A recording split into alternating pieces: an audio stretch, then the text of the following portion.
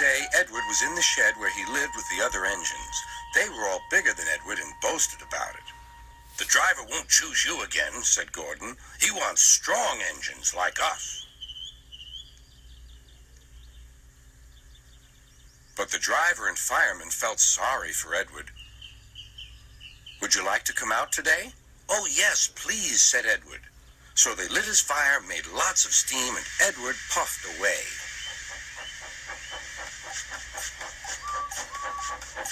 The other engines were very cross at being left behind.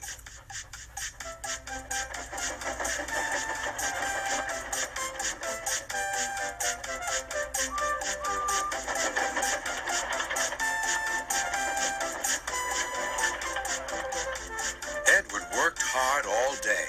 The coaches thought he was very kind, and the driver was very pleased.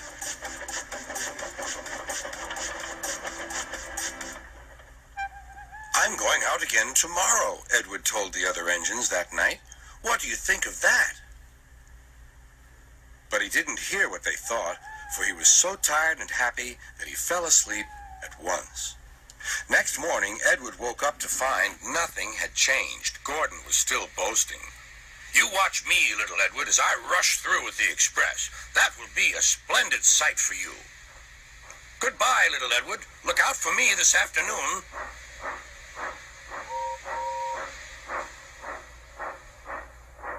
Edward went off to do some shunting.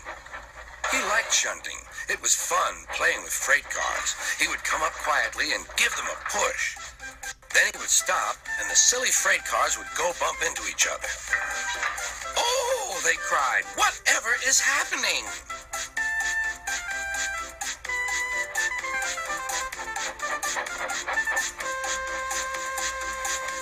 Edward played till there were no more freight cars. Then he stopped to rest. Presently, he heard a whistle.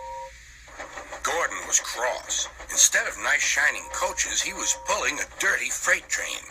"A freight train, a freight train, a freight train," he grumbled. "The shame of it, the shame of it, oh, the shame of it." Edward laughed and went to find some more freight cars. Then there was trouble. "Gordon can't get up the hill," the porter called to Edward's driver. "Will you take Edward and push him, please?" They found Gordon halfway up and very cross. His driver and fireman were talking to him severely. "You're not trying." "I can't do it," said Gordon. "The noisy freight cars hold an engine back so." Edward's driver came up. "We've come to push." "No use at all," said Gordon. "You wait and see," replied Edward's driver. They brought the train back to the bottom of the hill.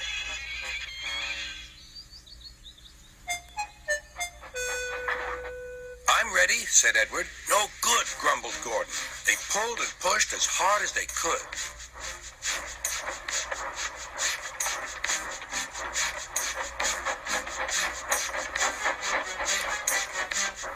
"I can't do it, I can't do it, I can't do it," puffed Gordon.